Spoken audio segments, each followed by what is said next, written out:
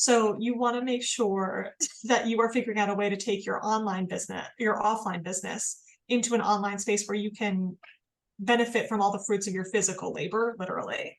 If you are an e-commerce based business primarily, then it really becomes about finding your niche, finding your community, and amplifying that as much as possible, especially if you're somebody who's doing something that's like brand new that people might not understand. But even if you have a product that's been around for a while, if you create a community, then that community is engaged and excited and wants to share what you're doing, and that helps you continue to grow and grow and grow. So super essential. Yeah. And I like that about like finding the community and maybe explaining your product, because I see, Amazon was great at implementing that. Now you can click on a link. It's got the video. You can see a 360 of the product. You can see it in action, understand how to use it, or what the heck is this? Let me show it to you. So that video aspect that they had added over the last couple of years.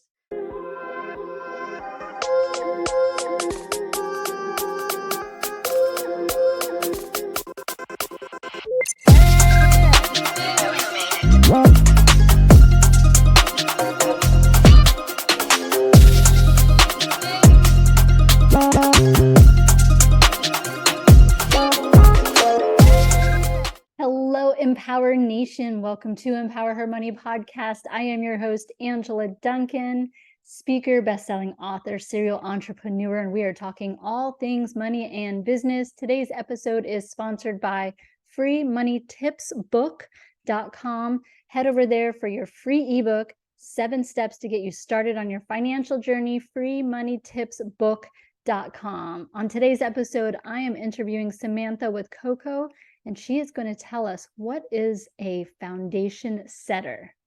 Hello, Samantha. Welcome to Empower Her Money podcast. How are you today? Hi, Angela. I'm so good. Thank you so much for having me. I'm thrilled to be here.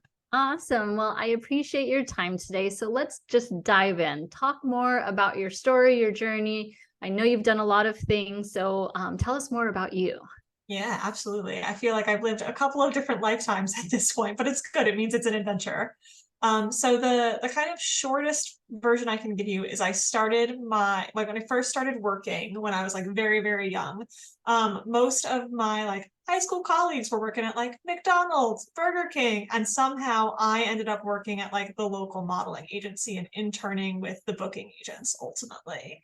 And so it was kind of my first taste of like content production, how all of that stuff worked. And it was really exciting and I loved it. And I decided I wanted to pursue a career in publishing ultimately. And I knew that the way of the world, things were kind of going more digital. So I got a degree in publishing, concentrated in digital business strategy, and then ended up working for a lot of different publications, some that are owned by like the big publication firms, some that are like indie, very kind of small ultimately. And that was super fulfilling, super creative work, a great time every day. I would go from like wrangling millions of dollars of jewelry to like trying to figure out how to make snow in July. So a lot of like creative problem solving. But ultimately, like the publishing world has gotten smaller and smaller and smaller. And so I knew that the publication I had been at was going to ultimately fold. And so I let my editor friends know. I was like, if you know of anybody who's hiring, like let me know before I'm on a sinking ship. And ultimately a friend of mine called me and she was like, I know you don't want to do PR, but this brand that you've loved for your entire life is hiring a PR person. And I was like, send them my resume. And I ultimately ended up getting hired by that brand. And I did traditional PR for maybe 0.2 seconds ultimately, because it was right around the time that the influencer boom was starting. So Instagram had kind of been around for a minute, and the idea of like bloggers and Instagrammers became a thing. And so I was with them when they had hired an outside agency, and their big idea was like bring some stylists together, bring some consumers together, bring some bloggers together. And someone was like, Sam, you're new here, you go get the bloggers. And ultimately I was the only one who actually brought people, and we had like 20 bloggers in the room, and the energy was so insane that we were like, we should do more of this. And I spent the next like 6 years as sort of the only organic version of digital marketing or that they had, building a community of women that like became the voice of this brand ultimately, and like blew it up through the point of like multiple acquisitions. And so during that time, like, because it was sort of the main core version of their organic marketing, I got a really 360 view of how businesses operated and worked, which was really, really exciting. And I began to kind of take my background in publishing and storytelling and understand the power of content and community together, ultimately, to really elevate a brand and connect with consumers and build something that is like long lasting and has longevity. So that was incredible. And then obviously, like through different acquisitions and things like that, I transitioned out of that brand and went on to work with a few different ones in different capacities. I worked with one brand in like a purely digital strategy capacity. And then from there, I ended up going over to Macy's, where I was the sole marketing hire for a while in their innovation department for a project called Story, which is very much in the experiential retail space. It's actually like the original one before Macy's acquired it was based in Chelsea, and it was like the beginning and the birth of retail in an experiential lens. It was started by Rachel Sheckman. She's brilliant. The entire concept of Story was brilliant. And I was like, when Macy's acquired it, I was like, they are going to hire a marketer and it will be me. It will be. And then it was, which was incredible. It was amazing to like work on something that had the scale and power of Macy's behind it ultimately, but it still kind of operated as a startup within it. So that was very cool. So really kind of the entire time I'm learning about storytelling and community and content and how all of those things lean in together and can kind of transform the way that you create and grow a business ultimately. And then when the COVID pandemic hit, Macy's put 90% of their workforce on furlough, and I was like, we're an innovation department. Like, I don't know if I'm still gonna have a job. So I had started freelancing, and that freelance work turned into, I have more work than I know what to do with. Let me just like make this a thing ultimately. And so now I spend my days helping brands big and small, everything from like a one-woman show to like multi-million-dollar businesses, engage in marketing that is powered by both community and content, because they're the things that I believe to be the foundation of marketing. So that's the short version that doesn't feel very short now that I'm wrapping up. It's okay. We needed the whole picture to understand like how you got to where you are today. And, you know, a lot of times I'll say that too, if you're going to hire a company, you want to know where was their expertise before they launched their company. And so you've had many years in marketing and strategy before you decided you're going to do, you know, your own business. So that's incredible. And it's so funny when you're talking about like the stories behind in Macy's in New York City is like one of my favorite during Christmas. I love going to the windows to see like the stories in the windows, and they're so different and so creative. And I always think like, how did someone come up with that? But, you know, there's someone like you behind the ideas and that story behind it. And then I want to go in the store and see more about it. So I love that.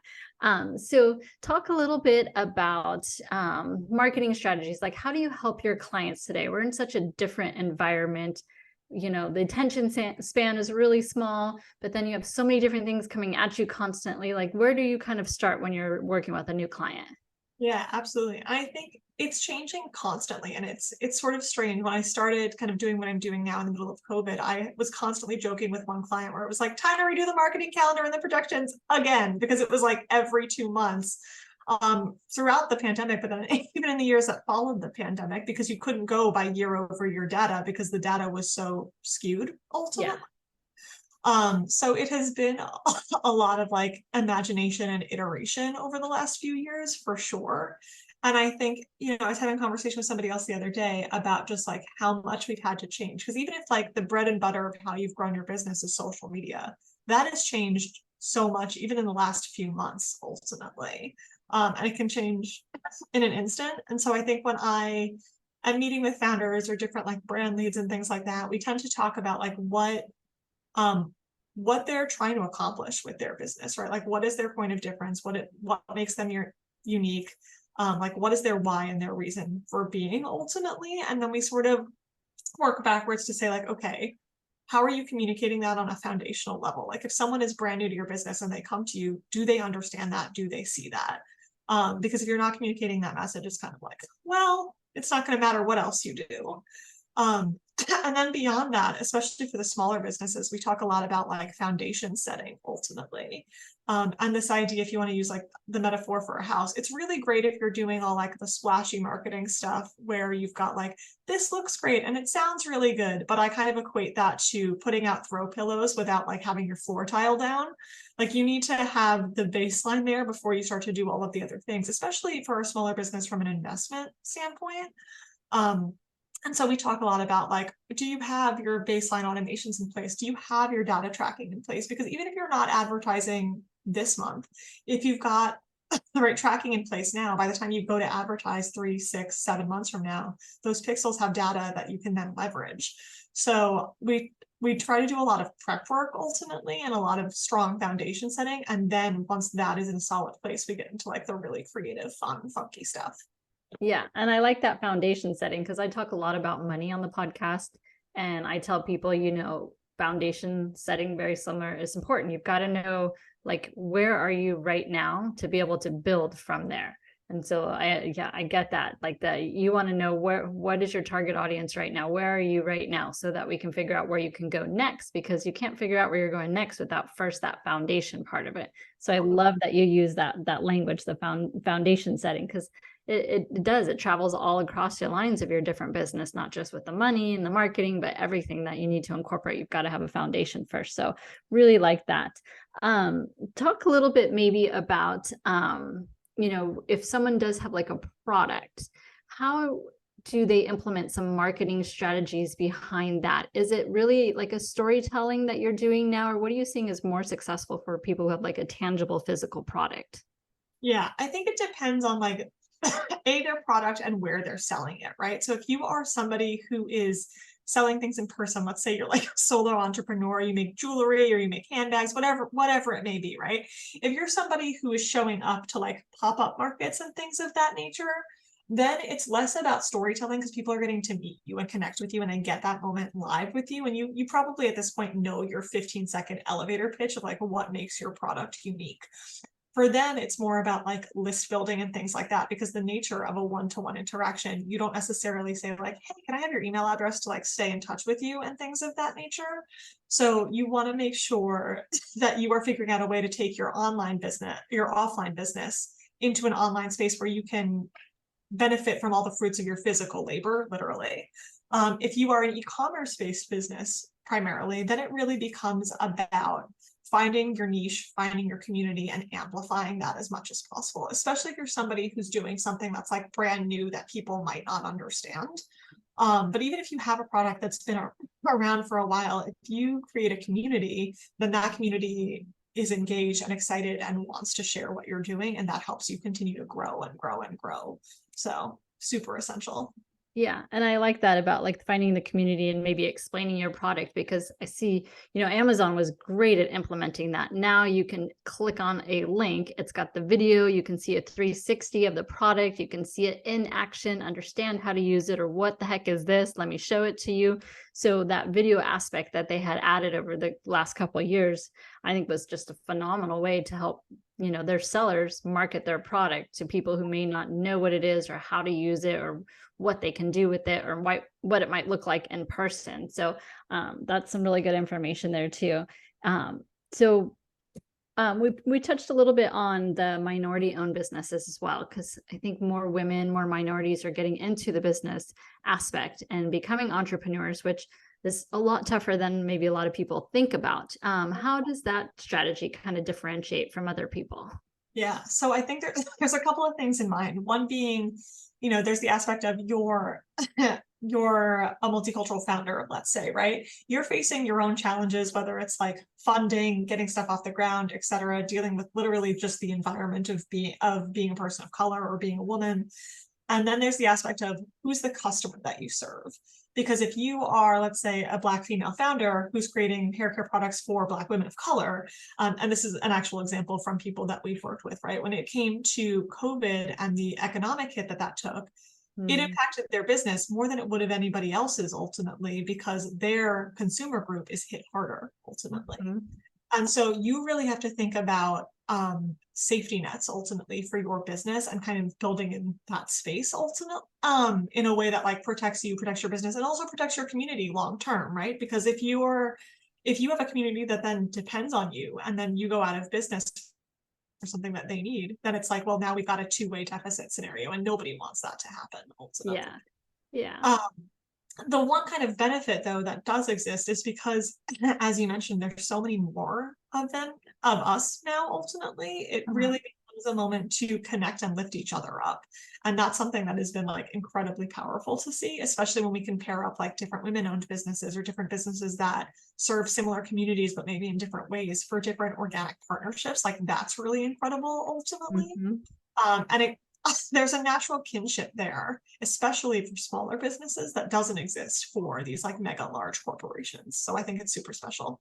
Yeah, women supporting women. We're definitely more likely to support other women. And it's so funny because we will give, and we have a hard time asking. So that would be like my other recommendation for the women out there in the entrepreneur space, especially is ask for help, seek mentors, seek coaches, seek experts. You know, when you're looking at your marketing strategy, if that's not your forte or you don't understand all the platforms, hire that out. So somebody comes to you because you have years of experience of marketing that you can help them develop that strategy, tell that story. So, you know, so important from the marketing aspect. Otherwise, if you have no sales, you have no business. Totally. And I think it's also important if you're going to bring in outside help, you need somebody who not only can understand your business and your consumer, but also you ultimately. Yeah. And it was funny when I started doing this work, I was like, there is no way that like there are that hundreds of thousands of agencies ultimately, but I think it's like less than 1% of them are owned by women. And so women kept knocking on my door being like, hi. Like, oh yes, okay, because you need someone who like understands what it's like to live in. I can't tell you how many meetings I'm in where it's like a screaming child comes in and it's like, it's fine. This is our normal, because it's like we see and understand each other as women and as like the multidimensional roles that we play in like our families and our lives. And I think it's important to have a partner who can respect that like work-life boundary balance that sometimes has to happen and can help kind of offer you the flexibility that you need. Yeah. So I think that's really important just from like a humane working scenario. But then it's also a matter of like, if you are somebody who is hiring out, let's say a paid ads agency, which is not me. But if your target partner can't get into the mindset of your consumer, understand that the media that they consume and like all the other ways that they might spend their time online, how are they going to really appropriately target them unless they're like really getting into strong, rich brainstorming with you? And so I think it's really important to recognize where the right partner can kind of help you go the extra mile in that sense. Yeah. Yeah. Oh, I love that. All right. So I have a fun question for you, Samantha. If you could have a superpower, what would it be and why would you choose it? Ooh, this is really actually easy for me. It's teleportation. And it's for a number of reasons. The number one being that like I love to travel. It's my favorite thing in the world. And while I love the view from an airplane, it would be so great to just be like, snap, and I'm here, and snap, and I'm here. A delight. Yes. I also think it would be great just from like running my business perspective too, because then I could take all of my meetings with people in person and not have to worry about from here to there to anywhere. So I think that would be ideal. That's amazing. All right, Samantha, if our audience wants to get in touch with you, learn more about what you are doing, how do they reach you? Yeah, so they can just head to the website communityandcontent.com and there's a way to access me there. Awesome. Thank you so much for your time today and the information that you've shared with the audience talking about marketing. So important in business. And if anyone is looking for help on their strategies, definitely reach out to Samantha. Awesome. Thanks so much for having me.